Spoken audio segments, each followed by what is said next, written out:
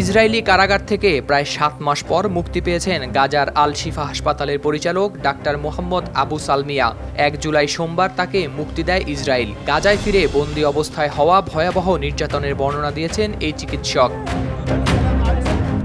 আবু সালমিয়ার বরাতে Anadolu agency জানায়, ফিলিস্তিনি বন্দীরা বিরামহীন নির্যাতনের মুখে মারা যাচ্ছেন। এমনকি ইসরায়েলি ডাক্তার নাসরাও বন্দীদের মারধর করেছেন। ইসরায়েলের জাতীয় নিরাপত্তা বিষয়ক মন্ত্রী ইতামার বেন গিভির এএফপিকে জানায়, সম্প্রতি ৫৫ জন ফিলিস্তিনিকে মুক্তি দেয়া হয়েছে। এর মধ্যে আল শিফা হাসপাতালের পরিচালক ডাক্তার আবু সালামিয়াও ছিলেন। মুক্তির পর এই ৫৫ জনের মধ্যে ৫ জনকে ভর্তি করা হয়েছে আল নাসের হাসপাতালে।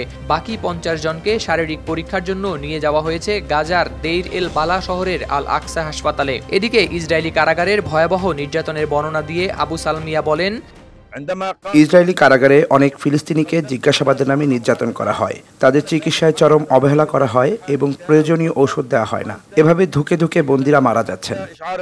১ জুলাই সোমবার সালমিয়া যখন সংবাদ সম্মেলনে বক্তব্য দিচ্ছিলেন, তখন তার পাশে সদ্য মুক্তি পাওয়া অন্য বন্দীরাও ছিলেন উপস্থিত। গাজার বন্দীরা খাবারের অভাবে ২৫ কেজি ওজন হারিয়েছেন উল্লেখ করে এই ডাক্তার বলেন, ফিলিস্তিনি বন্দীদের শারীরিক ও অমানসিক নির্যাতন করা হয়, তাদের অল্প পরিমাণে খাবার দেওয়া হয়। এছাড়া কারাগারের ভেতর প্রায় প্রতিদিনই প্রহার সহ নানা ধরনের নির্যাতন করা হতো। ইসরায়েলি সেনাদের প্রহারে তার একটি আঙুল ভেঙে গেছে, মাথা থেকেও হয়েছে রক্তপাত। এমনকি কয়েকজন বন্দীর অঙ্গছেদন ঘটেছে বলেও উল্লেখ করেন এই চিকিৎসক। নির্যাতনের আরও ভয়াবহতা বর্ণনা করতে গিয়ে হাসপাতালের এই পরিচালক বলেন, ইসরায়েলি ডাক্তার ও নার্সরাও নির্যাতনকারীদের অংশ। তারা ফিলিস্তিনি বন্দীদের প্রয়োজনীয় চিকিৎসা না দিয়ে তাদের শাস্তি দিতেন।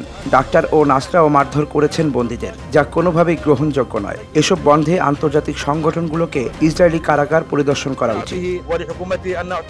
ডাক্তার ও নার্সরা মারধর করেছেন বন্দীদের, যা কোনোভাবেই গ্রহণযোগ্য নয়। গত ৭ অক্টোবর ইসরায়েলের গাজা উপত্যকা নিয়ন্ত্রণকারী রাজনৈতিক গোষ্ঠী হামাসের অতর্কিত হামলার জবাবে ওই দিন থেকেই গাজায় সেনা অভিযান শুরু করে ইসরায়েল। সেই অভিযানের অংশ হিসেবে নভেম্বরে উপত্যকার বৃহত্তম হাসপাতাল আল শিফায় অভিযান চালায় ইসরায়েলি সেনারা। সে সময় গ্রেফতার হন মোহাম্মদ আবু সালমিয়া।